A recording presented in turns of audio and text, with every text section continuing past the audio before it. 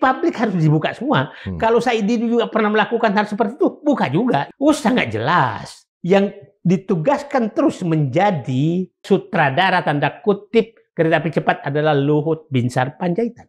Tugas dari Presiden Joko Widodo kepada Pak Luhut adalah satu, itu meminta agar jangan membagi negara, gagal. Meminta agar saham dari kereta api cepat itu dimiliki oleh Cina mayoritas supaya resikonya ditanggung oleh Cina. Oke, gagal.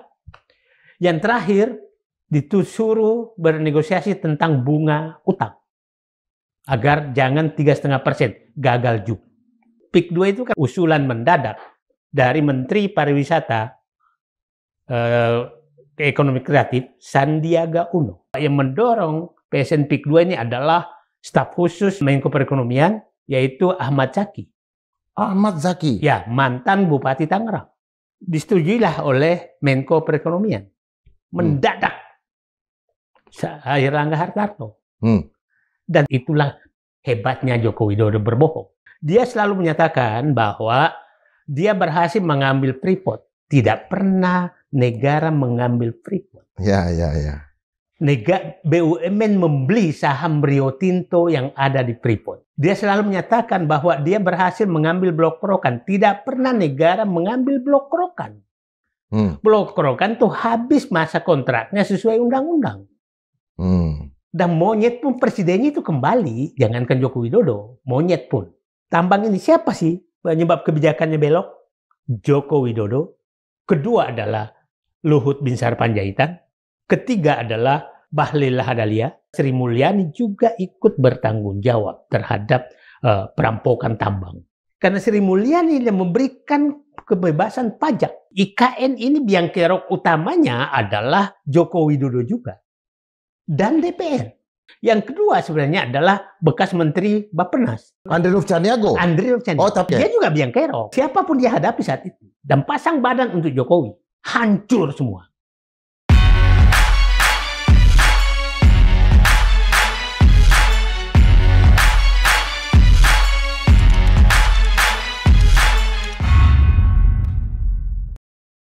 Sobat Mandilog, hari ini kita melihat kehidupan di Republik ini tidak sedang baik-baik saja. Hampir seluruh indeks yang terkait dengan pemerintahan itu ada di titik terendah. Indeks pembangunan manusia, indeks demokrasi, indeks kebebasan ya, yang ada di Freedom House, kemudian juga termasuk indeks korupsi. Ada kerusakan yang sangat serius yang terjadi dan itu sedang diperbaiki. Nah, siapa saja aktor-aktor yang memang ada di dalam proses perusakan negara ini. Yang terakhir kita juga lihat misalnya proyek strategis nasional PIK 2 pada akhirnya tidak dilanjutkan. Kenapa itu tidak dilanjutkan? Apa proses hukumnya, siapa yang terlibat dan segala macam? Bukan hanya itu, kita akan bahas yang lain juga. Kita hadirkan sang manusia merdeka, Puang Saidido. Selamat datang, Bang. Selamat sore. Sore. Ini saya mau tanya dulu tentang PIK 2 ini. Kenapa kemudian gagal menjadi proyek strategis nasional? Karena memang dia masuk lewat jalan selingkuh. Oke. Nah, dan banyak sekali proyek lewat jalan selingkuh Joko Widodo selama ini. Dan orang-orang Joko Widodo. Kita tahu PIK 2 itu kan lewat jalan sebagai tanda terima kasih atau mungkin balas jasa Joko Widodo kepada Aguan yang berinvestasi di IKN.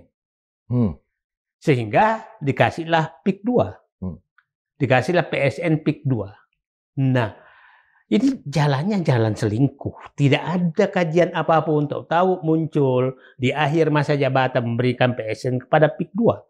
Yang dampaknya adalah PIK 2 merampok aset negara, laut, sungai, ada juga tanah bekas kasus BLBI di sana. Ada ya BLBI ya? Sekitar 160 hektar. Nah, terus sungai, sawah, rakyat, tanah aset negara, rakyat digusur dengan harga yang sangat murah. 15 sampai 50 ribu rupiah, terus dihentikan oleh Prabowo karena memang ini jalan selingkuh menggusur rakyat, mengambil aset negara. Sangat patut diduga bahwa itu untuk pembayaran terhadap uang yang sudah dikeluarkan di IKN. Ketika proses itu terjadi, adakah apa upaya hukum yang bisa dilakukan untuk mengejar para perusahaan? Saya bilang beginilah, sekarang kita lihat proses itu terjadi dari usulan mendadak dari Menteri Pariwisata Ekonomi Kreatif Sandiaga Uno. Oke, dia yang mengusulkan. Dia usulkan dua kan, satu BSD sama PIK 2 yang dibungkus aneh-aneh aja. Nah, disetujuilah oleh Menko Perekonomian mendadak Airlangga Hartarto. Dan saya sangat bisa menduga bahwa yang mendorong PSN PIK 2 ini adalah staf khusus Menteri Menko Perekonomian, yaitu Ahmad Zaki. Ahmad Zaki? Ya, mantan Bupati Tangerang. Karena memang dia yang awalnya mengini PIK 2. Nah, jadi Bung Indra, saya sekarang menginikan bahwa semua pejabat publik yang membuat kebijakan yang merusak negara, itu kita harus sebutkan namanya. Itu pembelajaran buat masyarakat bahwa pejabat publik itu nggak boleh seenaknya. Anda selesai menjabat, kita akan bahas bahwa Anda penyebabnya. Nah, jadi PIK 2 ini menurut saya memang tidak ada jalan lain bahwa setelah PSN-nya dicabut, maka negara harus mengembalikan semua aset yang diambil oleh PIK 2, Haguan, dan tanah-tanah rakyat yang dipaksa dijual murah, dibeli murah, diintimidasi, dikriminalisasi, itu semua harus dikembalikan kepada pemiliknya. Itu harus dilakukan. Tanpa kompensasi apapun? Bukan kompensasi, dia kan. Ya, setelah dikembalikan ada nggak ganti rugi yang lain? Negara harus ngambil. Negara harus ngambil, dan saya pikir itu harus kembalikan semua aset BLBI, laut yang ditimbun, sungai yang diambil, hutan lindung yang sudah diubah, tanah, kembalikan semua. Karena itu perampokan sebenarnya. Perampokan PIK 2 itu merampok aset negara dan merampok rakyat lewat PSN. Gitu. Alasan yang digunakan pemerintah itu kan karena dekat dengan hutan lindung dan segala macam. Lalu kemudian asetnya sebetulnya nggak ada atau gimana? Apa kaitannya langsung dikasih ke Haguan? Kenapa nggak Saidi 2 aja dikasih? Kenapa Bung Indra Presiden nggak dikasih? Oke? Ya. Clear kan? Karena semua aset negara kalau mau diserahkan ke siapapun itu harus dilelang. Nggak boleh tunjuk langsung. Gitu loh. Itu clear. Selain masalah PIK 2 ini, apalagi yang merusak tambang? Ada nggak abang bisa sebut nama tambang apa kerusakan di dunia tambang? Siapa orangnya? Tambang ini kan kita paham bahwa Pak Joko Widodo membuat bungkus yang seakan-akan sangat indah saat itu untuk melegalkan masuknya perusahaan-perusahaan tambang dari Cina ke Indonesia. Dia selalu menyatakan bahwa dia berhasil mengambil Freeport. Tidak pernah negara mengambil Freeport. Ya. BUMN membeli saham Rio Tinto yang ada di Freeport. Itulah hebatnya Joko Widodo berbohong. Dia selalu menyatakan bahwa dia berhasil mengambil Blok Rokan. Tidak pernah negara mengambil Blok Rokan. Blok Rokan tuh habis masa kontraknya sesuai undang-undang. Dan monyet pun presidennya itu kembali. Jangankan Joko Widodo, monyet pun. Dan saat itu sama sekali bukan negara ngambil. Itu Pertamina dipaksa membeli lewat lelang. Lewat lelang dengan harga yang sangat mahal atau murah? Mahal. Nah, terus dikatakan negara mengambil? Enggak. Nah, setelah itu muncullah, kita harus buka siapa sih yang mempromosikan masuknya tambang-tambang dari Cina yang sangat keras. Masih ingat dulu? Terhadap nikel ya? Tambang nikel ya? Banyak. Tembaga boksit, iya, emas, banyak. Batu bara sebagian. Nah, kita tahu bahwa pada saat masih Pak Riza Ramli Menko Investasi dan Kemaritiman itu masih ada rem. setelah diganti oleh Luhut Binsar Panjaitan, maka jebol Ren. Maka yang kita tahu persis bahwa yang selalu mendorong agar petambang dari Cina, petambang dari asing ini mendapat fasilitas macam-macam, bebas pajak, bebas biaya, kawasan industri khusus, tenaga kerja asing boleh masuk, banknya boleh bergerak di Indonesia, alat dan mesinnya semua dari negara mereka. Maksudnya banknya perbankan Cina yang masuk ya? Perbankan Cina. Nah, itu adalah pada saat itu adalah yang garda terdepan adalah Luhut Binsar Panjaitan. Itu publik paham semua, masih bisa ditulis-tulis semua. Nah, itu alasannya ditugaskan Joko Widodo, tapi biang keroknya semua Joko Widodo. PSN tadi itu biang keroknya juga Joko Widodo, komandan biang kerok. Ya kita mohon maaf aja, kita bilang aja biang kerok. Nah, setelah itu diubahlah undang-undang dan ditarik semua kewenangan masuk ke pusat.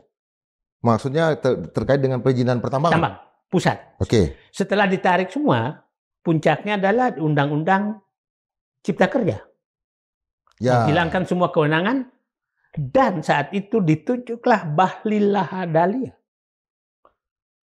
Bahlil Lahadalia saat itu adalah Menteri Investasi.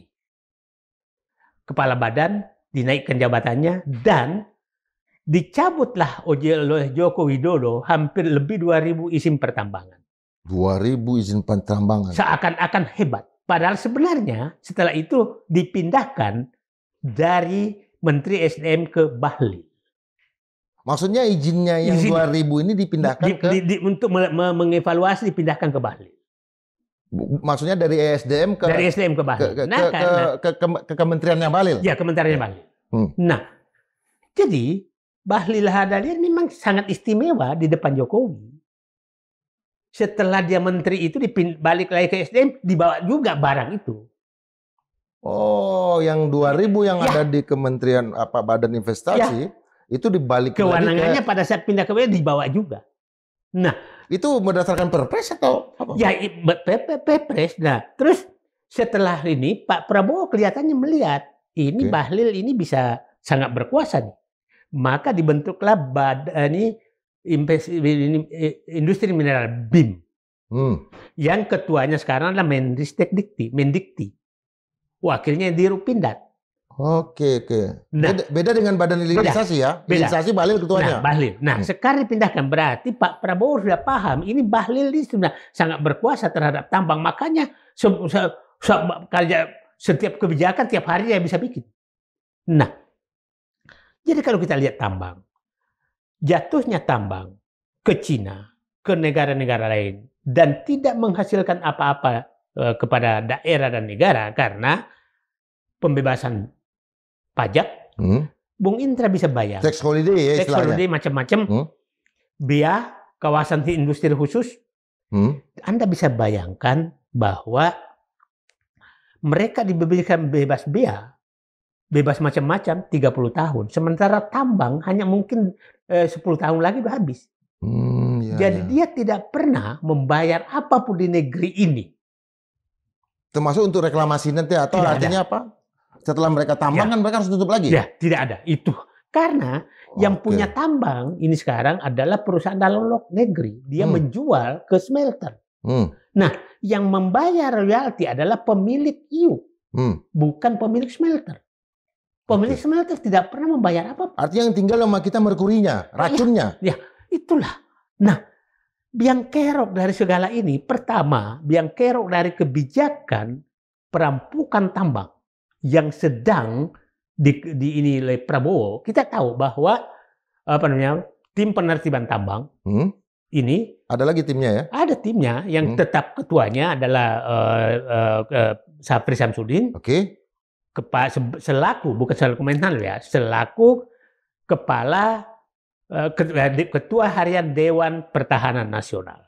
Oh, Dewan Pertahanan Nasional yang mengurusi pertambangan sekarang. Betul, mengurusi kedaulatan. Kedaulatan di bidang tambang ya. Bidang tambang dan kelapa sawit juga kan. Nah, itu sekarang berapa tambang yang sedang diteliti? Itu 4,3 juta hektar. Astaga. 4,3 juta hektar yang sedang Yang kemarin yang ini kan timah. Bapak moyang kita nggak ada yang punya 10 hektar aja susah Bang. Ya. 4,3 juta. Oke. Dan Pak Prabowo sudah menyatakan di balik semua ini adalah bintang, mantan bintang, ketua parpol, tokoh-tokoh semua ada di balik tambang ini.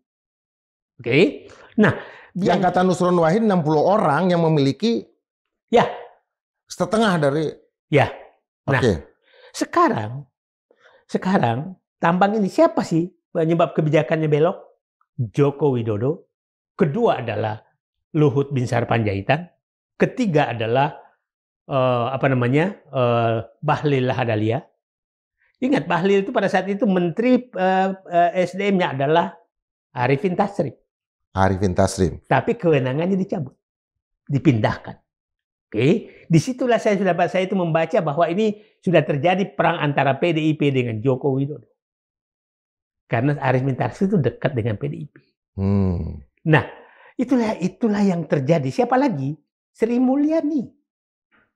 Karena Sri Mulyani yang memberikan kebebasan pajak kepada pengusaha-pengusaha ini. Tax holiday Tax holiday Sri Mulyani melakukan. Jadi bertanggung jawab adalah Sri Mulyani juga ikut bertanggung jawab terhadap perampokan tambang ini. Nah, itu kalau ditambang. Gitu. Oke, IKN. Bagian dari biang kerok juga?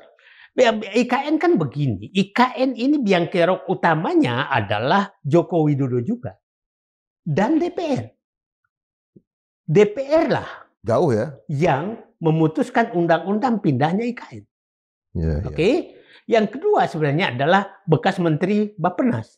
Siapa? Yang dosen UI? Bambang Brojonegoro? Bukan. Yang siapa? Yang memang punya ide memindahkan bekas Andri Ruf Caniago.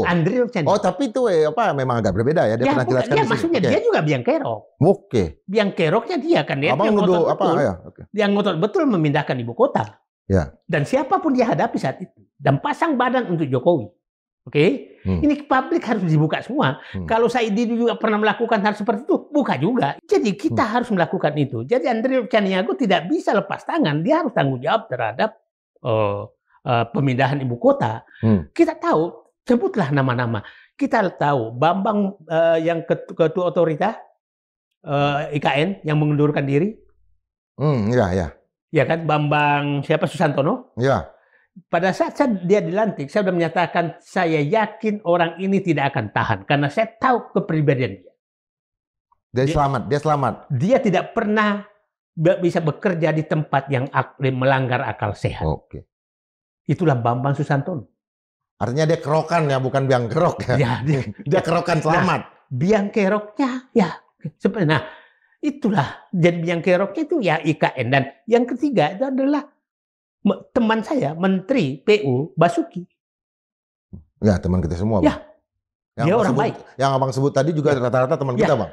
Pak Basuki ini tidak pernah sama sekali keluar intelektualitasnya melawan keinginan Joko Widodo. Apapun. Iya, benar ya. Dia seperti kehilangan kepribadian. Dia seperti Yamin bagi Soekarno ya, membenarkan dan mencarikan pembenaran. Nah, padahal saya kenal baik orang ini. Tinggalnya juga di gang rumahnya. Iya. Nah, coba disuruh bangun kereta api Makassar, dibangun. Disuruh bangun jalan tol yang rugi, dibangun. Jadi, biang kerok berbagai persoalan infrastruktur yang tidak layak, yang membebani rakyat, itu Pak Basuki teman saya juga harus ikut bertanggung jawab. Sebagai pengambil kebijakan yang tidak pernah memberikan kata no kepada keinginan Joko Widodo. Berarti Abang mau masukkan yang keempat adalah WUS. Gimana penjelasannya? Kereta cepat. WUS sangat jelas. Sangat jelas bahwa ini proyek pemaksaan kan. Ya kita tahulah. Jepang membuat studi kelayakan. 2. Surabaya, Jakarta, Bandung. Oke, ada Jakarta, Surabaya, dan Jakarta, Bandung ya? Jakarta, Surabaya, Jepang menyatakan layak. Jakarta, Bandung tidak layak. Dengan bunga, pada situ Jepang menjanjikan 1% bunga. Nah, Jakarta, kalau Bandung memang tidak layak dan tidak layak. Tidak layak itu maksudnya begini. Layak itu secara teknis nggak masuk akal kereta api cepat di jarak 100 km, 120 km. itu harus 400 km baru layak. Tidak Tapi layak. sekalipun begitu Jepang tetap mengenakan dengan bunga 0,1 ya untuk Jakarta Bandung. Tapi tetap nggak layak ya. Putusannya nggak layak. Oke. Coba Jepang saat itu mengusulkan sekitar 5 miliar dolar. 6 miliar dolar. 6 miliar dolar ya betul. Datang Cina menyatakan cuma 5 miliar dolar. Oke. 5,1. Tapi ujungnya setelah dia masuk itu kan jebakan Cina di mana-mana begitu. Naik menjadi 7,1 miliar dolar. Naik 2 miliar dolar. Dengan bunga dinaikkan dari 1% menjadi 3,5%. Dengan alasan pembangunannya yang susah ya? Ya udahlah. Apapun itulah jebakan Cina. Nah, dengan menyatakan tidak akan membangun APBN, tidak akan menggunakan APBN, tidak akan dijamin. Ujung-ujungnya menggunakan APBN dan dijamin APBN. Oke? Siapa yang ditugaskan terus menjadi bumper, biang kerok daripada kereta api cepat? Satu, Rini Sumarno. Rini Sumarno yang paling ngotot. Mantan Menteri BUMN. Ya, waktu itu Menteri BUMN ya. Rini Sumarno. Dalam kapasitas sebagai apa dia? Ya sebagai pemilik saham kereta api. BUMN yang menginvestasi. Kan BUMN investasi kan Waskita Karya, Wijaya Karya, Waskita Karya, Jasa Marga, PT PEN 8, PT Kereta Api. Oke, yang membentuk KC. Ya, KC. Nah, Rini Suwardi atau Sumarno, saya nggak ngerti lagi. Rini Suwandi, Sumarno ya, suaminya yang mana? Suwandi atau Sumarno? Ya. Pokoknya ya, bapaknya saya nggak tahu. Ibu Rini aja kita pakai. Ibu Rini membuat studi kelayakan abal-abal. Dia memasukkan Walini, aset daripada PTP, seakan-akan harganya naik. Walini itu apa, Bang? Walini kawasan kebun teh punya PT PEN 8. PT PEN 8 ya? Ya. Okay. Dia bilang kalau lewat berarti sini harga ini naik, maka dimasukkanlah sebagai pendapatan. Layak. Itu namanya studi abal-abal. Itu Rini, Ibu Rini, nggak tahu Suwandi atau Sumarno, yang bertanggung jawab. Dan itu harus dibuka. Oke. Nah, saat itu dia ngotot, Jonan kan protes. Sampai dia nggak datang. Jonan sebagai Menteri Perhubungan, ya. Dia kan nggak datang pada saat peletakan batu pertama oleh Presiden Joko Widodo. Setelah peletakan batu pertama dan Jonan tidak datang, Jonan diberhentikan kan? Ya. Sebagai Menteri Perhubungan. Nah, setelah itu yang ditugaskan terus menjadi sutradara tanda kutip kereta api cepat adalah Luhut Binsar Panjaitan. Masuk lagi nama. Ya. Dan Luhut. Nah, kita masih ingat tugas dari Presiden Joko Widodo kepada Pak Luhut adalah satu, itu meminta agar jangan membagi negara, gagal. Meminta agar saham dari kereta api cepat itu dimiliki oleh Cina mayoritas supaya resikonya ditanggung oleh Cina. Oke? Gagal. Yang terakhir disuruh bernegosiasi tentang bunga utang agar jangan 3,5%. Gagal juga.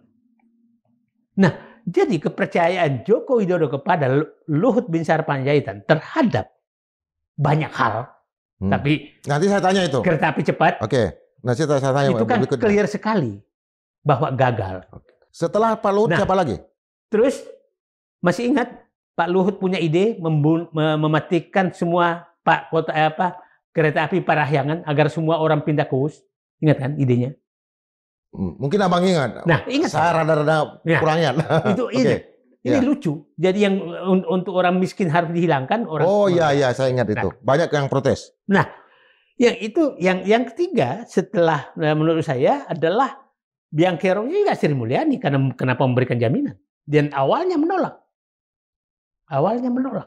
Dia memberikan jaminan. Tapi pasti itu perintah Joko Widodo. Tapi saya tidak heran Sri Mulyani kan sudah berubah jadi Menteri Keuangan menjadi juru bayar keinginan Joko Widodo. Oke, yang kelima Bang. Kalau saya mau mengkonfirmasi, misalnya kalau di benak saya kan banyak sekali pembangunan bandara, Kertajati dan segala macam. Tapi itu mangkrak semua, apa-apa dan tidak berfungsi ya. Bangunnya.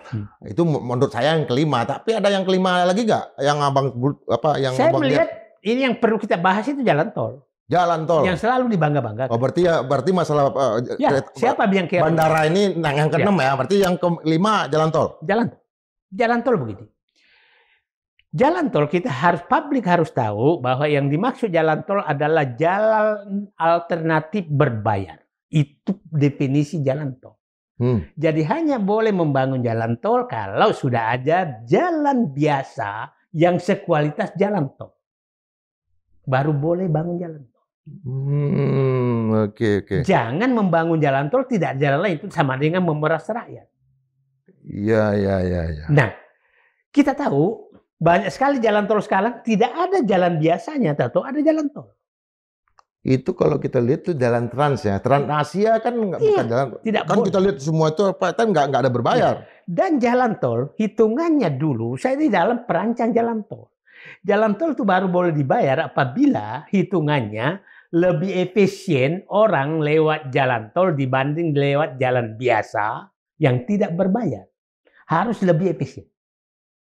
Okay? Baru dibayar. Baru boleh dibangun jalan tol. Nah, yang kedua, yang ketiga itu bahwa jalan tol itu harus dilelang. Siapa tarif termurah itulah yang menang. Itu dihilangkan semua oleh Joko Widodo. Nah, apa dampak dari jalan tol supaya publik paham betapa korbannya negara ini terhadap pembangunan jalan tol. BUMN konstruksi itu harga sahamnya anjlok 95%. Loh kenapa? Kan jalan tol dibangun? Karena rugi semua. Oke? Ruginya karena rugi, nggak mampu membayar. Kepada kontraktor, subkontraktor. Bukan kontraktor, tarifnya nggak cukup. Nanti saya ceritakan. Oke. Nah, 95% itu kapitalisasi pasarnya turun hampir 250 triliun. Hilang. Utang sekarang itu mendekati 400 triliun. Artinya BUMN konstruksi sudah berkorban untuk pembangunan jalan tol ambisi Joko Widodo itu sekitar 600-700 triliun. Waskita Karya, Istaka Karya, BP? Bukan Istaka Karya. Bukan. PP, Waskita, Wijaya, Adikarya, kemudian Hutama Karya. Itu 5 ini. Ini kan waktu Orde Baru hebat banget ya. Itu yang untung besar pada saat itu hancur semua oleh ambisi Joko Widodo membangun jalan tol. Nah, kenapa ini terjadi? Karena tidak ada kontrol sama sekali dan dibiarkan. Ingat, dulu kita membatasi namanya pembangunan jalan tol itu investasinya itu kalau sampai 2014 kalau dalam kota maksimum 60 miliar per kilometer. Di luar kota. 60 kilometer per apa? 60 miliar per kilometer. 60 miliar per kilometer. Oke. Nah, di dalam kota 80 miliar per kilometer. Sekarang Pak Presiden Joko Widodo itu di atas 350 miliar per kilometer. Oh. Oke. Itu logika berapa kali lipat tuh, Bang? 3 kali lipat. 4 kali lipat. 3 sampai 4 kali lipat. Iya. Padahal harga semen tidak naik sebesar itu. Harga aspal juga tidak naik seperti itu. Artinya ini ada markup yang sangat besar terhadap kontraktor dan subkontraktor jalan tol yang terjadi selama 10 tahun. Nah, itulah yang menyebabkan tidak bisa mampu membayar berapapun tarifnya itu tidak bisa membayar mengembalikan modalnya.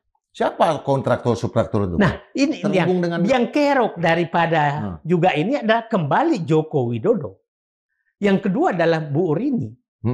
Rini Sumarni, Rini Suwandi. Karena pada saat itu hampir semua jalan tol ini kan sebenarnya sudah disiapkan ruasnya. Tahu nggak yang terjadi? BUMN diminta membeli ruas tol yang dimiliki izinnya oleh swasta dengan harga yang sangat mahal. Kok terbalik ya? Ya. Bukan swasta yang beli punya BUMN? Bukan. Karena swasta udah tahu ini nggak layak. Tapi izinnya dipegang.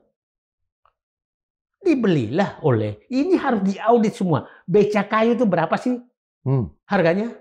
Kan kita tahu siapa yang punya. Ketua umum partai, salah satu ketua umum partai. Dan itu dulu sengaja saya masih di dalam. Ini jangan dibangun. Ini tidak pernah layak. Mantan ketua umum partai ya? Mantan ketua umum. Masih ketua umum partai. Masih ketua umum, masih. Nah, coba bayangkan.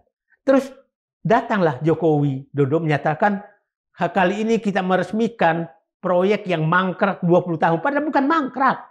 Sengaja tidak dibangun karena tidak layak. Bogor, Sukabumi, siapa yang punya? Siapa? Ya udahlah, ketua umum partai juga. Ketua umum partai juga. Yang Kalimalang itu, Bang? Ya, banyak sekali ruas-ruas tol itu yang dibeli oleh dipaksa tanda kutip dan tidak pernah kita mendengarkan negosiasi. Tidak pernah kita mendengarkan lelang. Itu oleh Rini Sumarno atau Suwandi. Oke, jadi biangnya itu. Yang kedua adalah, mohon maaf aja, Kepala BPJT dan Menteri PU Basuki. Karena yang harusnya melelang dengan harga murah adalah Kepala BPJT dan Menteri PU. Dan dia biarkan biaya jalan tol naik sangat tinggi. Sehingga dulu masih ingat kan pernyataan bahwa biarkan BUMN membangun jalan tol kayak developer nanti dijual setelah jadi. Tapi harga sudah sangat mahal, nggak ada yang mau beli. Maka bangkrutlah semua BUMN yang menangani itu. Nah, ini kita harus minta pertanggungjawaban semua, nggak bisa. Nggak bisa, jangan kita membahas lagi. Kita harus sebutkan. Tapi dalam jalan tol ini nggak ada nama LBP. Ya, dia nggak. Ya, itu objektivitas dari Bang. Saya mau menunjukkan juga bahwa Bang Said Didu juga objektif. Saya sangat objektif. Ya. Tentang PIK 2 kan saya sebutkan Sandiaga Uno. Jadi bukan kepada orang saya. Ya, betul. Jadi siapapun pejabat publik yang bikin rusak negara ini kita harus sebutkan namanya. Oke, kita batasi di 5 ya. Saya 6 ya. Tapi mungkin ada 13 lagi. Ya, saya mau tanya Blok Masela segala macam. Tapi oke lah kita berhenti di sini. Apa artinya tujuan Abang untuk mengungkap biang kerok ini untuk diapain, Bang? Untuk dikerok kah pada apain? Saya bilang, kalau memang ada pelanggaran hukum, maka orang-orang ini juga jangan didiamkan dong. Oke? Kalau ada korupsi terjadi, ada kong kali kong terjadi yang menyebabkan rakyat rugi, itu kita harus buka. Ya, karena Abang tapi minimal bahwa publik paham ternyata orang-orang ini yang bikin rusak negara. Ya, karena Abang sebut nama salah satu yang menjadi lovernya para netizen juga Pak Basuki. Nyanyi ya. Abang sebut Basuki sama arti teman ya dan sahabat Abang. Saya tahu dia orang baik. Ya, oke. Dia tidak baiknya karena tidak berani melawan Jokowi aja. Apa selain proses hukum apa Bang yang kita kejar? Apakah ada pergerakan dana dari PPATK yang bisa dikejar TPPU? Saya pikir ini akan terbuka suatu saat, nggak bisa ditutupi. Nah, saya ingin bahas tentang utang. Utang lagi, oke. Itu yang paling penting. Saya ingin menjelaskan utang yang sering orang menjelek-jelekkan Pak Harto. Orang yang sangat prudent tentang utang adalah Pak Harto. Kita ingat pada saat yang utang dulu ada IJJI, ada CJI. Ya, betul. Ya kan? Belanda yang pimpin. Ya, yang semua kita harus dievaluasi kalau mau dapat utang. Dan utang yang dibikin Pak Harto itu semua masih terlihat sekarang. Irigasi, puskesmas, SD Impres, Posyandu, semua masih terlihat dan dinikmati oleh rakyat. SD Impres malah dapat Avicenna ya. Medali Avicenna dari UNESCO ya. Oke. Kemudian KUD apa segala masih terlihat. Itu utang. Jejak utang Pak Harto masih terlihat sampai hari sekarang. Ini memberikan pemerataan kesejahteraan. Datang ke desa-desa, semua irigasi itu utang yang dibikin Pak Harto. Dan itu yang dinikmati petani. Pabrik pupuk utang yang dibikin Pak Harto. Palapa SDA utang yang dibikin Pak Harto. Yang dinikmati semua ini adalah Pak. Itu saya tahu tuh yang mimpin waktu itu nyari utangnya Pak Emil Salim. Itu semua untuk rakyat. Terus sekarang yang berubah, ini saya perlu ingatkan orang bahwa utang saat itu pada saat Sri Mulyani dan masuk 2004, supaya orang paham. Dulu muncullah namanya ide membuat surat utang negara. Itu 2015. Saat itu utang luar negeri, utang dari lembaga internasional yang bunganya rendah itu sekitar 80%, utang dalam negeri 20%. Sekarang dibalik. Dengan dulu bunga sekitar 0,5%. Sekarang 88% utang kita dari dalam negeri. Hanya 12% dari luar. Oke? Maksudnya gimana tuh, Bang? Nah, ya. Nah, agak pelan, Bang. Karena instrumen surat utang negara.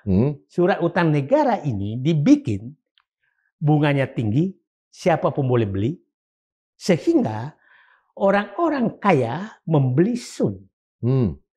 Karena bunganya 7%. Oke?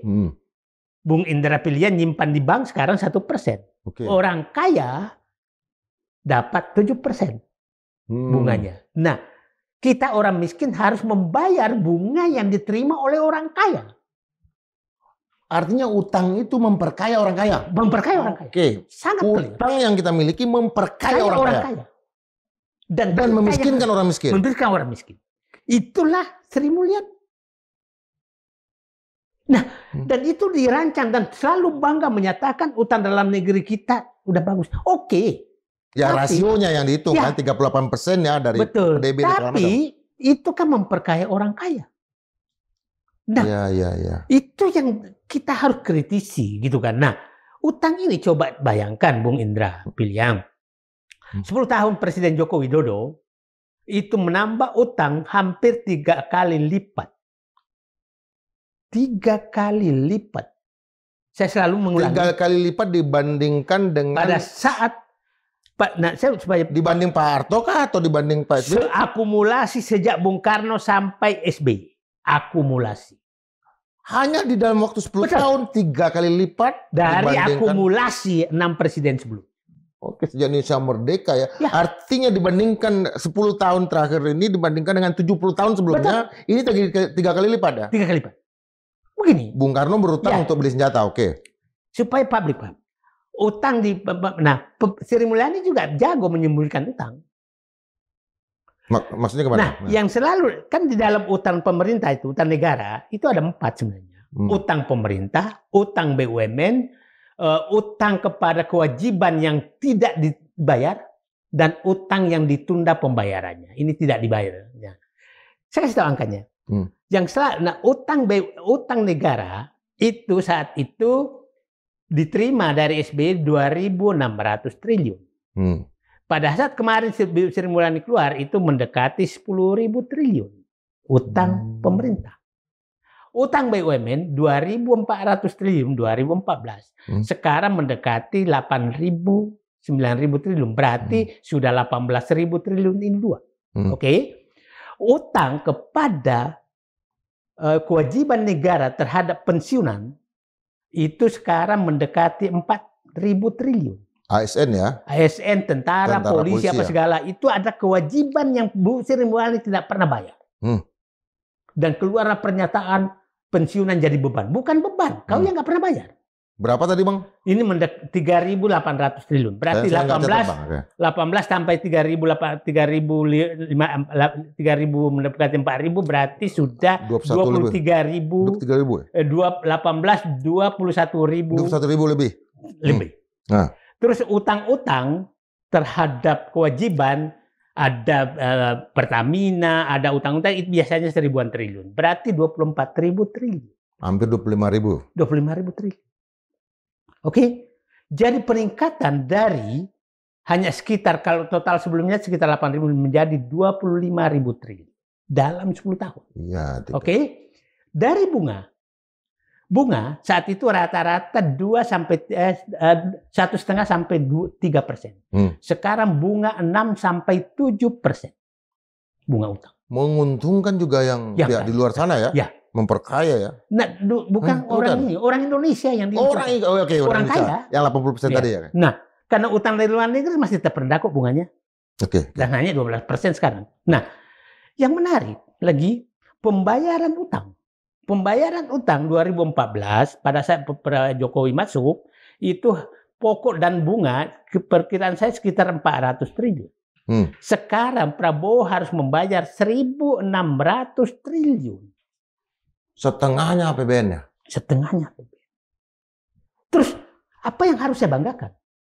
Nah, biang kerok daripada utang ini pertama adalah Joko Widodo karena memang sangat ambisius untuk pembelanjaan. Jangan berlindung terhadap COVID terus. Dia menyatakan karena COVID, ingat? Karena ada duit juga yang mengalir kan dengan COVID ya? itu sudah mendobrak bahwa yang punya Bank Indonesia adanya border sharing, padahal itu istilahnya suruh mencetak uang, sudah melanggar itu.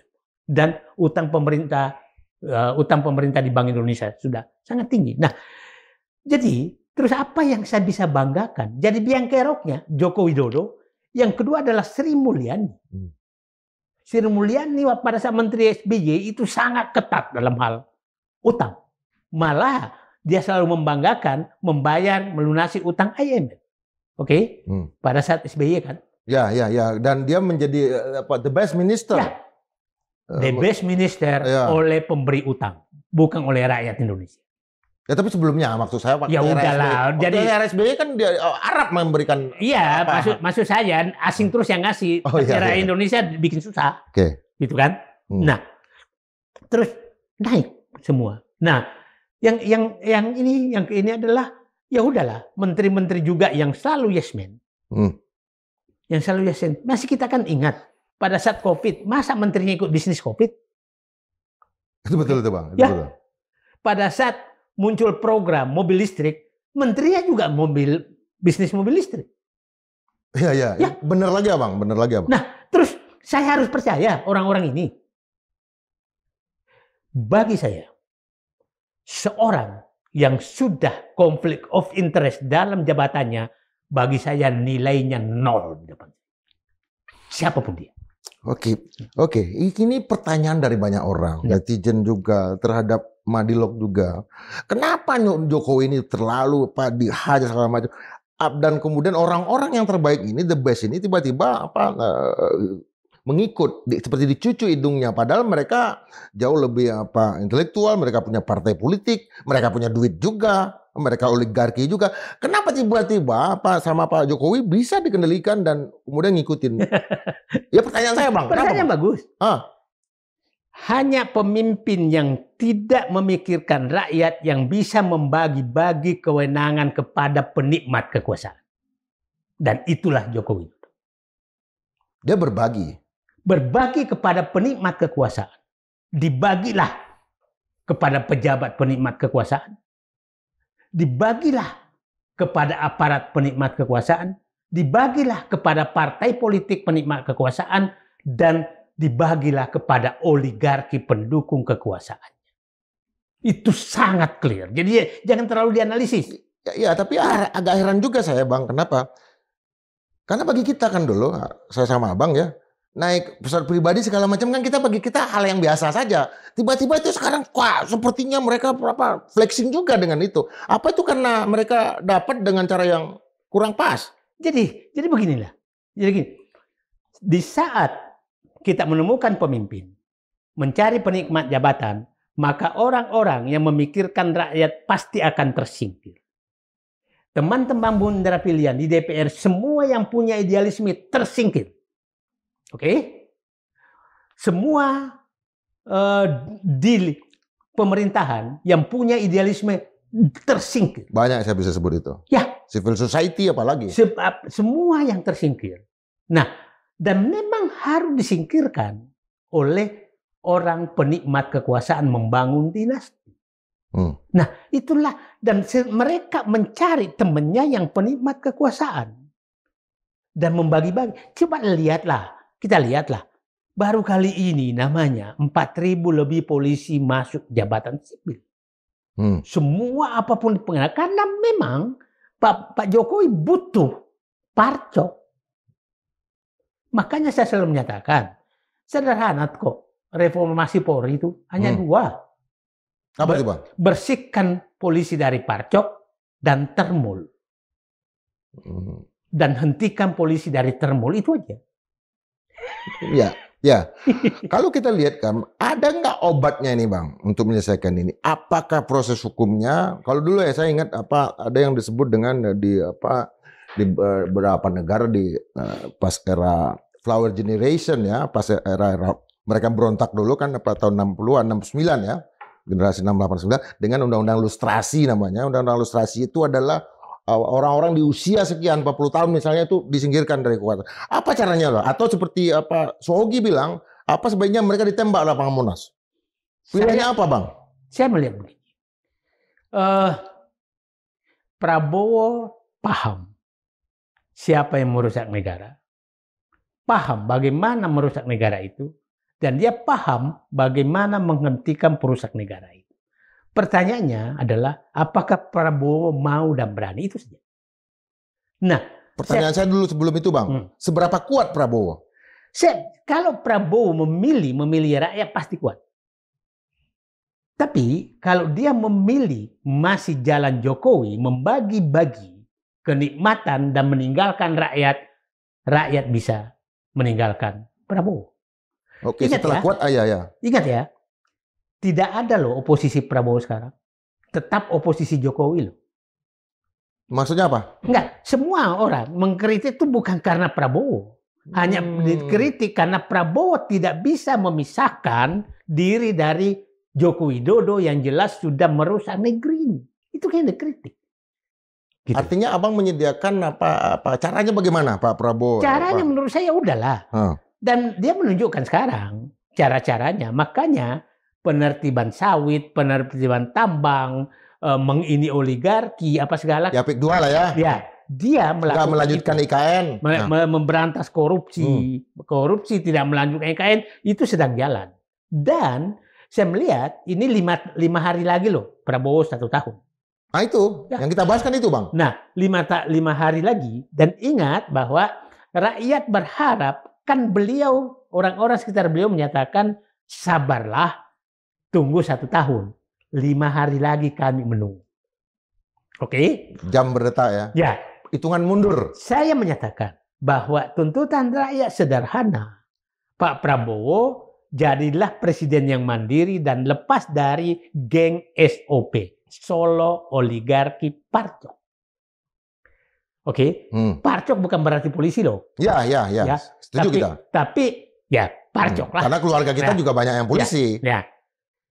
Ada, nah, makanya bersihkan polisi dari Parcok. Ya. Itu kan. Ya, bukan orangnya, bukan polisinya ya. Saya melihat kalau Solo sepertinya sudah mulai membangun jarak, seperti pertemuan 5 Oktober kemarin, 4 Oktober. Solo kah yang membangun jarak atau Pak Prabowo yang membangun jarak? Saya melihat Prabowo yang bangun jarak. Oke. Karena kenapa ujuk-ujuk datang dari Solo, ketemu Prabowo dan Prabowo bikin tertutup. Jadi sudah membuat jarak.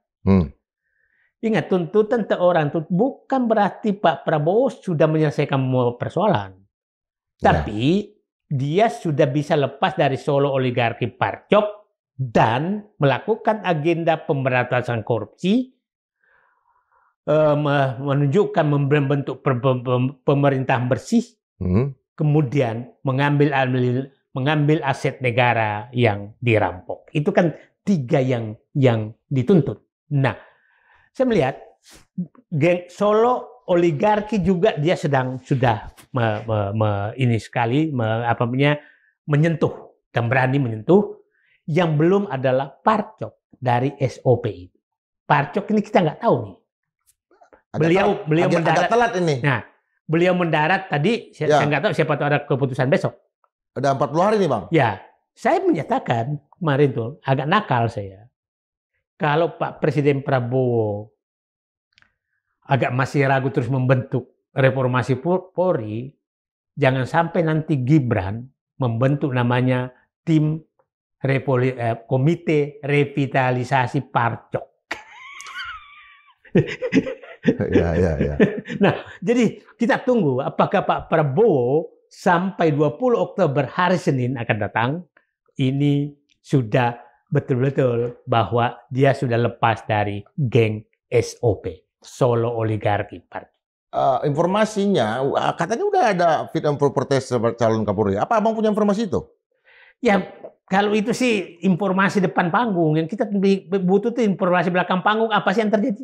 Oke. Karena begini, kendornya kan kita bisa, ada apa sih kendor setelah satu Kapolri menantang, tanda kutip, membentuk tim reformasi sendiri dan ada pernyataan yang menurut saya pernyataan yang sangat legendaris di acara Rossi yang menyatakan boleh orang main, intinya begini, orang lain boleh merubah Polri, tapi kami tidak mau dari dalam, itu tidak akan jalan. Itu kan menantang. Padahal Polri itu milik rakyat, maunya rakyat terserah dong, ya kan? Publik ya, publik entity ya. Betul. Nah, bukan miliknya Pak Sigit. Termasuk BUMN segala macam itu miliknya rakyat. Jadi tergantung rakyat. Pertamina segala macam ya. Tergantung rakyat, itu lembaga negara, bukan lembaga. Nah, terus itu legendaris. Yang kedua, setelah 4 Oktober Jokowi menghadap, kita nggak tahu. Yang kita duga sepertinya dibahas juga tuh, janganlah ganggu-ganggu polisi. Nah, kita tidak tahu apakah penyebabnya itu sehingga kelihatan Pak Prabowo kan. Nah, ini baru ini saya dengar dari analisanya, jangan ganggu-ganggu polisi. Ya. Ada ya? Ya. Dan itu kan Pak Luhut kan menyatakan jangan coba-coba ganti Kapolri. Kan ini. Oh, itu makin diamplifikasi oleh Pak Luhut ya. Betul. Artinya itu dibawa ke meja pertemuan. Betul. Ini baru nih, Bang. Dan kita tidak tahu, siapa tahu Pak Luhut dan memang dapat bocoran bahwa itu pembicaraan. Sehingga dia menyuarakan. Gitu. Nah, jadi Pak Prabowo ini Bapak punya waktu 5 hari untuk bisa menunjukkan bahwa Bapak memang udah kurang dari 5 hari masih mengendalikan semua lembaga yang ada di negeri ini sebagai Presiden Republik Indonesia, termasuk kepolisian Republik Indonesia. Ingin saya tegaskan, apakah Bang ingin menunggu bahwa akan ada sesuatu yang besar yang akan diumumkan dan dilakukan oleh Pak Prabowo Subianto, bukan hanya masalah kepolisian, tetapi juga akan ada reshuffle? Saya berharap itu. Karena berharap kan begini, saya bilang tadi, saya ulangi, tuntutan rakyat itu sederhana. Pak Prabowo berantas korupsi, kedua adalah bentuk pemerintahan bersih, bersihkan semua biang kerok perusak negara yang selama ini dilakukan oleh Jokowi bersama gengnya. Berapa menteri harus diganti? Ya nama-namanya ya udahlah. Nah, terus yang ketiga kan kembalikan aset-aset negara yang dirampok. Yang keempat, lepaskan diri dari geng Solo oligarki. Padahal itu kan ini sederhana. Itu hanya kemauan. Tidak kita menyatakan kenapa ekonomi tidak tumbuh 8%, belum sampai ke situ. Kenapa MBG keracunan belum sampai ke situ. Sekalipun kita punya informasi kita informasi tentang itu. Tapi kami berharap 4 hal ini aja Bapak lakukan, maka kami punya harapan. Karena kalau tidak nanti akan ada kelompok lain yang akan masuk ke agenda-agenda inti yang dilakukan oleh Pak Prabowo ini. Jadi inilah sekarang. Hampir semua oposisi, ulangi lagi, tidak ada oposisi ke Prabowo.